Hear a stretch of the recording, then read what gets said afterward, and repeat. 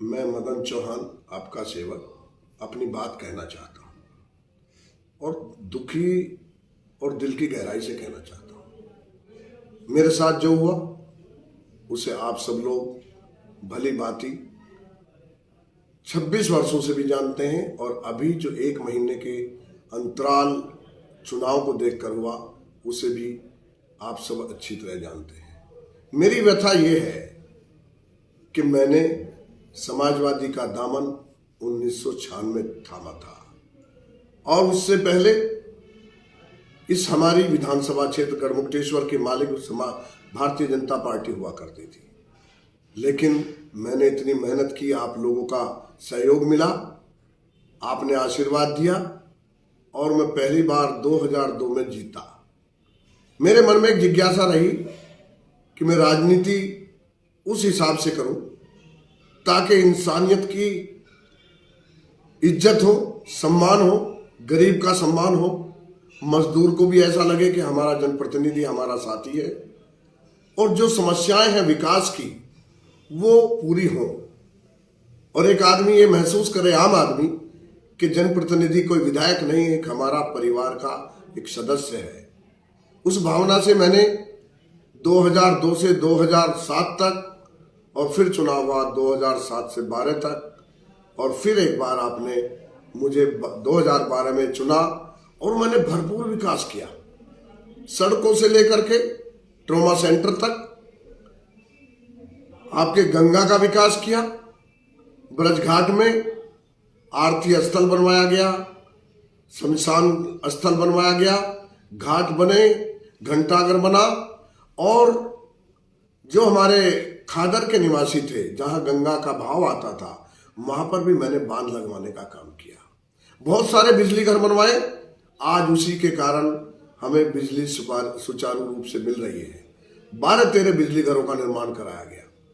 इतनी मेहनत करने के बाद आज जब 5 साल मैं मेहनत कर रहा था और लहर में हार मिली थी, उसके बाद मैंने निश्चय लिया कि मैं बराबर प्रयास करूंगा, ये नहीं हार मानूंगा कि मैं हार गया हूं। और मैंने उसी बात को लेकर के आज आप साहब के सामने महसूस किया कि मेरे साथ धोखा हुआ। धोखा ये हुआ कि जब अब चुनाव के सिंबल मिलने वाले थे मुझे कह दिया गया और सब संभावनाएं मेरे फेवर में थी, लेकिन ऐन वक्त पर आकर के उसको मुझे मना कर दिया गया और मुझे उसे बहकाया गया और विश्वासघात किया गया और किसी और को सिंबल दे दिया गया, जो सबने देखा। आखिर 26 साल की मेहनत करने के बाद, हर भाई बंधु का विश्वास लेने के बाद समाजवादी के नेताओं ने मेरे साथ ये विश्वासघात क्यों किया? मैं आज पूछना चाहता हूं, इतनी मेहनत के बाद भी विश्वासघात करना क्या इंसानियत है? अगर इंसानियत की लड़ाई लड़ना चाहते हैं तो पुनः ये सोचना पड़ेगा कि हमें किसको वोट देनी है। आज आपके आशीर्वाद से, आपके निर्देशानुसार मैं हाथी की सिंबल से चुनाव लड़ रहा हूं। क्या इंसानियत जिंदा नहीं रहनी चाहिए? क्या मजदूर और मजबूर आदमी को सम्मान नहीं मिलना चाहिए? क्या जाति विहीन राजनीति करना गुनाह है?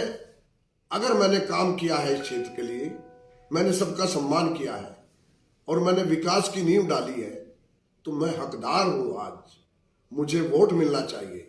संवैधानिक व्यवस्था में हम सबको वो काम के आधार पर वोट मिलना चाहिए। अगर मैंने काम किया है, विकास किया है, सम्मान किया है, तो मैं आप सबसे, माता बहनों, बच्चों, सभी बड़ों छोटों से अपील करना चाहता हूं, अगर इंसानियत को जिंदा रखना चाहते हैं, बाबा साहब भीमराव अंबेडकर हो या और महान पुरुष हो, सुभाष चंद्र बोस हो, सबने यही संदेश दिया कि सच्चे मन से काम करो, सच्ची भक्ति से काम करो, इंसानियत को जिंदा रखो। अगर हमारे बीच से इस राजनीति में इंसानियत ही खत्म हो गई तो फिर कुछ बचेगा नहीं। मैं उस इंसानियत को मद्देनजर और सामने रखते हुए आपसे अपील करना चाहता हूं, अगर मैंने काम किया है, मदन चौहान ने आपका सम्मान किया है, घर घर जाकर के हर दस्तखत दी है, दुख सुख में रात दिन शामिल रहा है, तो निश्चित तौर से मेरा हक बनता है, मेरी मजदूरी बनती है मेरी पगार बनती है कि मैं आपसे इसको मांगूं कि मुझे वोट के रूप में आप आशीर्वाद दें, और मेरी ये मजदूरी अगर मिलेगी तो भरपूर विकास करूंगा। और कई मुद्दों पर जिन पे मैं लड़ाई लड़ना चाहता हूं, आपकी लड़ाई लड़ूंगा। लेकिन सावधान रहिएगा, जो लोग आपके बीच में चुनाव लड़कर भी नहीं आए और 10-10 साल गायब रहे, उनको कोई हक नहीं वोट मांगने का भी और उनको वोट मिलने का भी। पहचानना पड़ेगा किसका एटीट्यूड, किसका सरल तरीका आपको अच्छा लगता है। अगर मदन चौहान का सरल स्वभाव, सरल तरीका, सरल मिलना अच्छा लगता है तो एक बार फिर मदन चौहान को आप अपना, बहुत बहुत कीमती वोट है आपका, इस कीमती वोट की बटन दबा करके हाथी के निशान पर इतना बुलंद कर देना, ताकि मैं फक्र से आपके चरणों में दोबारा सेवक बन करके आपकी सम्मान और विकास को बुलंदियों पर ले जाऊं। इन शब्दों के साथ मैं सबका चरण स्पर्श करते हुए धन्यवाद। जय हिंद, जय भारत।